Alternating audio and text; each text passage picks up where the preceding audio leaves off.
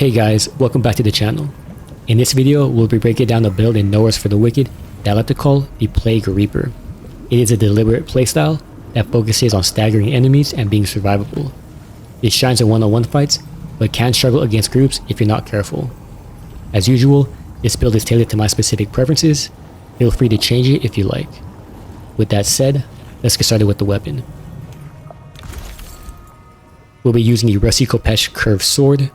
I've chosen this not only because it fits the Reaper theme that I was going for, but also because the first and third attacks are good gap closers, and the running attack has a lot of mobility. For the runes, we have Plague Swirl, which is an AoE spin that'll knock down enemies. We also have Plague Throw for ranged enemies. Both of these runes are cheap at 50 focus. Then we have Swipe Kick, which is a stamina rune that I like to use to mix up my combos.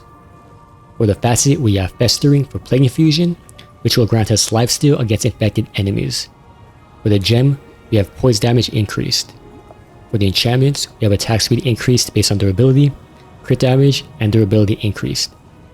Attack speed combined with our poise damage gem is going to allow us to constantly knock down enemies and burst them down. To be fully transparent, if you want to lean more heavily into the stagger aspect of this build, you can swap out this sword for either a one-handed axe or a hammer, as those have higher innate poise damage. However, those are generally slower and have less mobility, so pick a weapon you feel most comfortable with.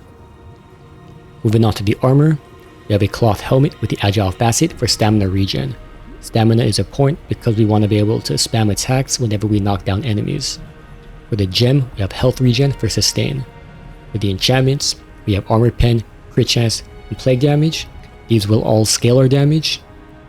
Then we have focus gain increased, so we can constantly use our runes. For the downside, we have damage resistance reduced after consuming food. Personally, this doesn't affect my playstyle. Feel free to swap it if you like.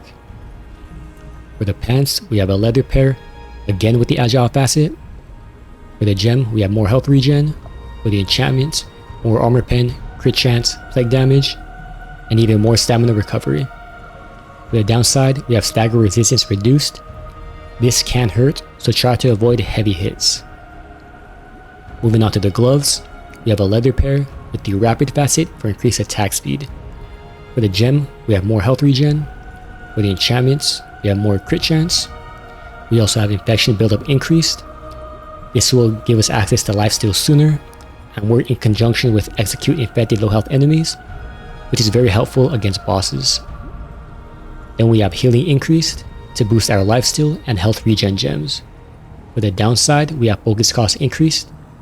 This is a non-issue given how cheap our runes are. Then we have a leather body armor. This is going to be our main defensive piece, as we have damage resistance increased based on durability, combined with the durable facets and durability increase enchantment. We also have more crit chance. And lastly, we have infected enemy stagger resistance reduced. This is very important against large enemies and bosses. With this, I can knock down Elka Knight 5 to 6 times on average per fight. Without it, I can knock him down once, maybe twice.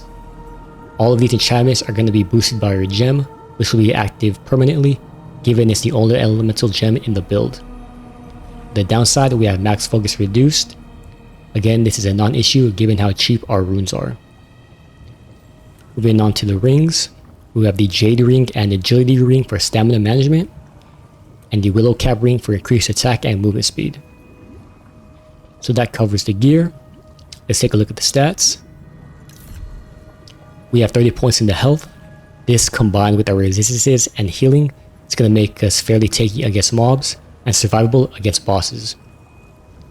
We have 17 points in the stamina. You can boost this up if you find you're running out of stamina when spamming attacks against knockdown enemies.